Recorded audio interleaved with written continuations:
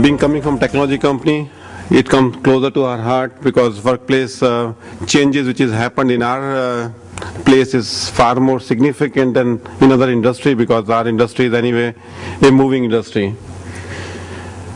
Our expense lines are 90% salary cost, and rest of it is only a minuscule travel cost, and other kind of a cost structures are there. So it's all about knowledge and the people which is there. So workplace is a intensified agenda on the any CEO and any HR manager of the IT companies. What is the first thing comes to the mind that workplace should deliver? I think it should deliver high performance. It delivers high productivity. I think these are natural words which are being used. But if that is the two words which you want to have it, what is the kind of emotional content at the workplace for high productivity and high performance? We always observed a young companies with a 20 people entrepreneurship company can deliver 2 times higher productivity than a organized corporate structure with 5,000 people or 10,000 people. What happens to those 20 people company, 50 people company, 100 people company, where that productivity gets lost when the organization scale up? I think there are 2 E's which are interesting. As soon as a talent becomes employee, the word employee itself is a derogatory on the talent.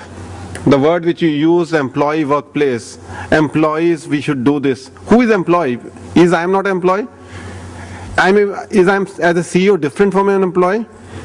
If I am a contributing member of the team which is delivering high performance, I think the mindset from an employee-employer relationship, though we may call in various platforms that we don't call it employee, we don't have an employer, we all equal, but the fundamental thing is whenever you have a conversation like this, whenever any survey is done, it's employer-employee surveys. So that is the first objections to me, the word employee using in a workplace of future. Second thing is, I was reading some questions that what HR should do engaging the employees. It's a further hierarchy. Is it a job of HR to engage employees? What do you mean by that? The fundamental, is it a HR job to engage employees? As if an employee should not be, employee comes to the office for getting engaged.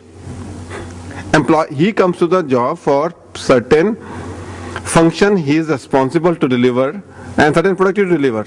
There is no question of engaging him by artificial means. My work should be engaging enough to keep me fulfilled. And that is the book on Mihal written on flow. Whether I am driving myself in a flow, my challenge and my competency are in alignment. Till the time my challenge is given to me is higher than my competency up to 10 or 20% level, I will always be in flow. But if my challenge is lower than the competency I have, I'll be disengaged because I am not enjoying that job. Or if my challenge is 200% higher than my competency, then I'll be non-performer. So how do you adjust the flow is a basic fundamental of a engaging of natural engagement, not somebody else is engaging. But yes, from the employee when he starts the journey, I'm using the word employee again because this forum is still using the word employee. A talent when he is starting the journey, he brings a content into the system. He comes with the knowledge. He brings a content. We as an organization have the responsibility to help him in contextualizing his content to solve the business problem. So second area is contextualizing. So when a programmer joins in or any teller joins in the bank, you are contextualizing to the workplace what is there. Then when you grow up, then he has to connect with the customer. So the third C comes into picture is from content to context. He should have the ability to connect to the customer. And fourth C is communicate to influence what he believes in the right thing. So when developer comes into the company, he comes with the content, he becomes a good programmer, he is able to contextualize, then he becomes a manager, he starts connecting with his associate in his team, then he is connecting to the customer, and then he moves to the manager when he is able to influence by communication is there. So these 4 C are fundamentally important. But for these forces to act on it, the changes which is happening, the shift which is happening is, it's no more a, what he was describing, there's no it's 24/7 kind of a engagement which is there. So when you walk out of the office, it's not that you're closing it. So it means we are moving from transaction culture to conversation culture. When I talk to my son, he says, do you receive a mail? He said, no, I don't receive a mail, I receive WhatsApp. So that culture is moving towards, mail system is also becoming transactional system, Facebook is becoming my conversational system. So I need to bring a transaction to conversation, from manager to coach, for getting the best change in the human thinking process. So as a manager, I am more as a coach than a, so what is my role as a manager? My role as a manager is to identify the blind spot as a person may have, or to spot a potential which he can't see himself. Most of the time as an individual, I don't know what I don't know. To discover what I don't know about myself is the role of my supervisor. And that's where the role of a coaching comes in. Now there's enough technologies have come in which can enable that to happen, because the total enterprise social network technologies are there, whether it's LinkedIn, Facebook, or any of the new technologies which is there, but those are external to the environment. The challenge is to bring them into a organization. So like in Polaris, we created a enterprise social network platform which has got a social circles, knowledge circles, and a project rooms. All the three are in the same place. So you can keep doing the conversation there, but you are not obstructing him to do a social circle, like what movies are coming, who is the actor which is coming, and what is the comment on the cricket score match. It's running in the same place where he is working. So designing that kind of a environment is important. So that is around the technology side, that bring your own devices, flexibility, timings, flexibility on. So those are fundamentally a lot of people are trying. Besides that, what is happening is the work environment, it is a cubicle environment. I think cubicle environment is moving towards kind of a, Harvard did a study that a team has to face can have a conversation. With cubicle, I'm blocking you into a small hole, and I'm working from desktop. So even if I have to get some doubts, I will be sending mail to my 2 cubicle away, and he has to respond from that 2 cubicle away back to me. If the environment is 6 people sitting across the table, we observed there is a 40% improvement in productivity when the 6 people workbench has been designed in such a manner which is giving you sufficient freedom, sufficient privacy, and they can realign the workspaces very differently. So the workspace itself, the physical space itself has to be designed very differently. Putting a glass board around themselves to write a whiteboard. So enough space for giving to problem solving rather than keeping in a workstation, because still tactile is required. However, we become behind computers, but my thinking process works when I mix the two things, tactile thinking as well as the work thinking which I am doing. So creating a space where a lot of whiteboard spaces, a lot of glasses to write on it. So that's the future workplace which is emerging. We are now we have almost 1 million square feet of workspace, around 12,000 people. We started moving towards designing where gym is there within the workspace itself.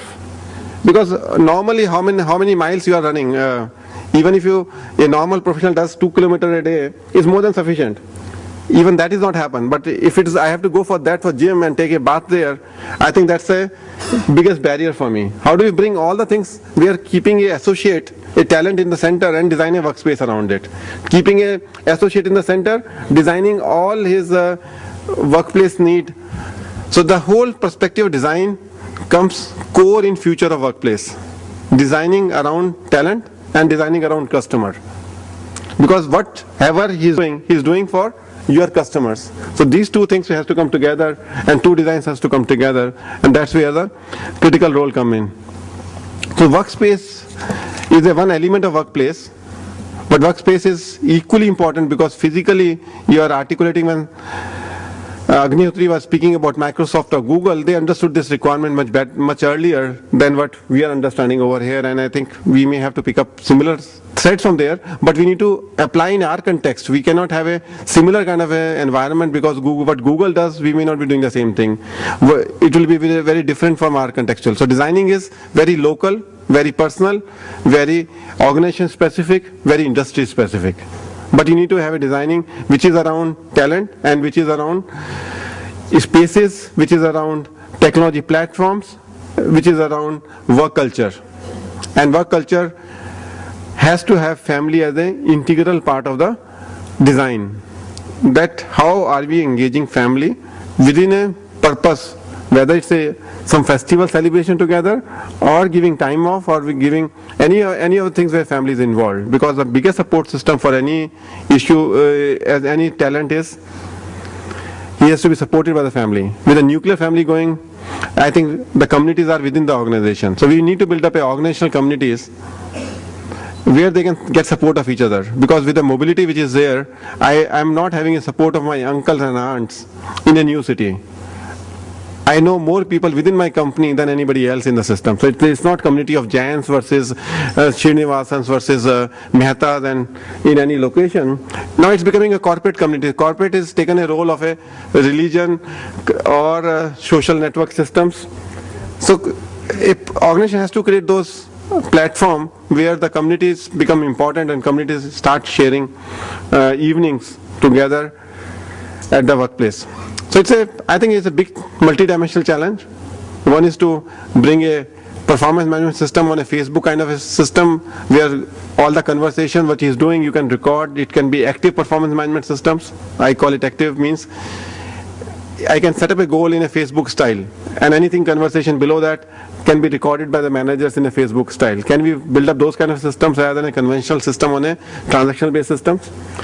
So there is many opportunities are there. I think I am just sharing a small view what we are looking at Polaris, in what are the projects we are working on this kind of areas. Instead of saying performance management system, we are saying performance dialogue, performance development dialogue.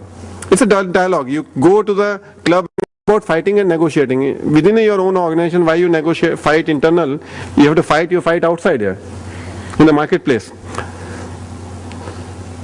So these are the few things which I wanted to leave the thoughts with this audience, that it's a very big opportunity to get into a between 10% productivity improvement to 40% productivity improvement can be achieved by reorganizing, redesigning the workplaces in a new tools which is available to us, which was not available to our senior managers or elders in the organization today.